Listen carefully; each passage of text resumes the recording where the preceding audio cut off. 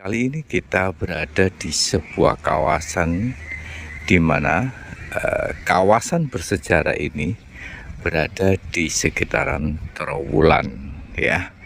Kita sekarang berada di Candi Tikus, teman-teman. Di mana perawatan di sini, di Candi Tikus ini sangat luar biasa sekali. Kita awali dari letaknya saja. Jadi Candi Tikus ini terletak di Dusun Dino, Desa Temon, Kecamatan Trowulan, Kabupaten Mojokerto. Dari bentuknya mungkin Candi Tikus ini beda dengan candi-candi yang lain. Kalau candi-candi yang lain kan di atas permukaan tanah. Sementara kalau Candi Tikus ini berada di bawah permukaan tanah. Dari bentuknya yang demikian, ini bisa kita ambil kesimpulan. Apalagi didukung dengan adanya bilik, kemudian pancuran, dan identik dengan air.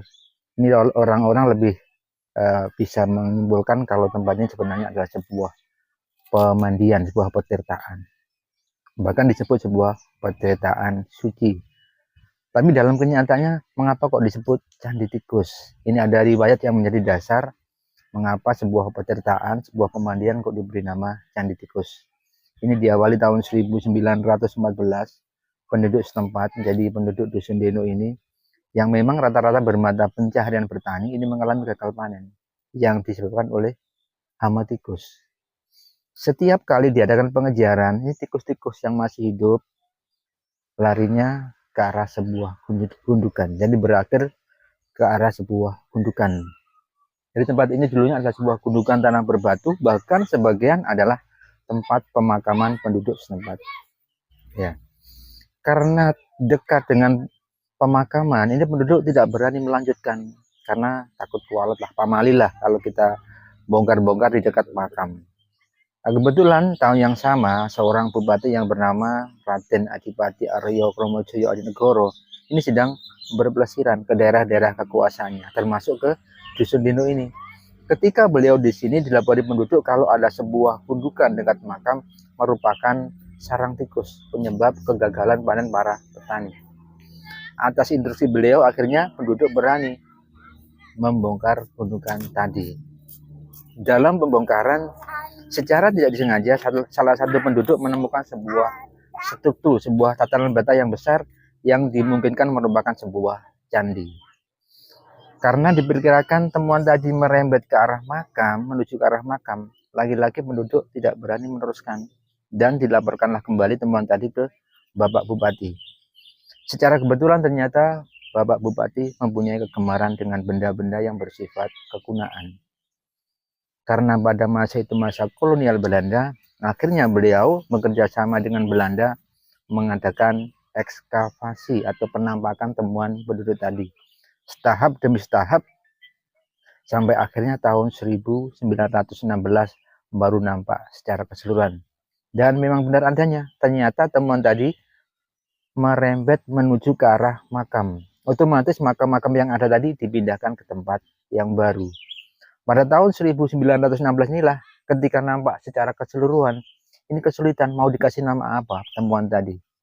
Dikaitkanlah dengan hewan sebagai juru penunjuknya adalah hewan tikus, yang dikuatkan tempat ini adalah sarang tikus, makanya temuan tadi dinamakan Candi Tikus. Tapi sebenarnya tempat ini adalah sebuah petirtaan suci, sebuah pemandian suci. Ini ada dua dasar yang menjadi landasan para arkeolog mengapa sebuah pemandian ini bukan pemandian biasa, tapi petirtaan suci. Yang pertama, kalau kita perhatikan adanya pancuran atau jalatwara yang terpampang pada pelipis candi, pada candi itu, pada bilik candi, itu ada dua macam, berbentuk kuncup bunga padma dan kepala makara. Mestinya ada 46 buah, cuman yang tersisa tinggal 17 buah. Itu yang pertama. Yang kedua, ketika diteliti oleh para ahli, ternyata arsitektur Candi Tikus ini merupakan tiruan atau replika Gunung Mahameru yang ada di India sana. Dari dua dasar ini, para arkeolog menyimpulkan kalau tempat ini adalah merupakan sebuah petirtaan suci yang digunakan raja dan keluarga raja, karena ada dua bilik kecil, diperkirakan satu untuk putra, satunya untuk putri. Itu yang menjadi dasar mengapa seperti saya bilang tadi merupakan sebuah petirtaan suci. Tapi pada kenyataannya disebut Candi Tikus. Dan memang untuk para pengunjung dilarang masuk ke dalam sini. Tetapi kita tadi sudah mendapatkan izin untuk meliput seperti apa keindahan dari candi atau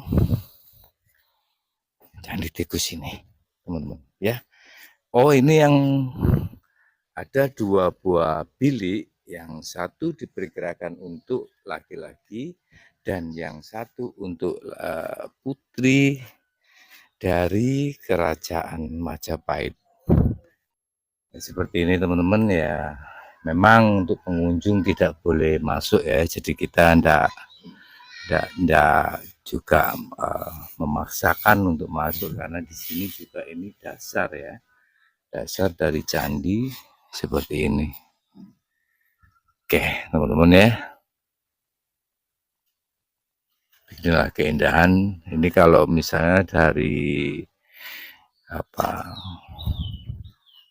musim hujan ini penuh.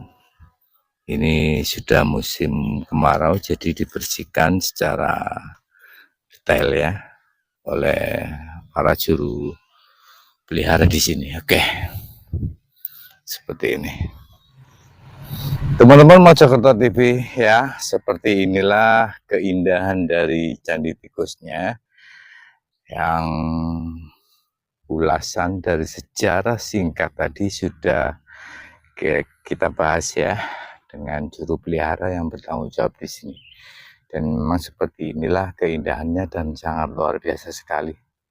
Ini di Trowulan teman-teman, di pusat kota Raja Majapahit ya. Kebetulan sangat terik sekali. Oke teman-teman, terima kasih banyak atas perhatian Anda. Assalamualaikum warahmatullahi wabarakatuh. Rahayu, rahayu.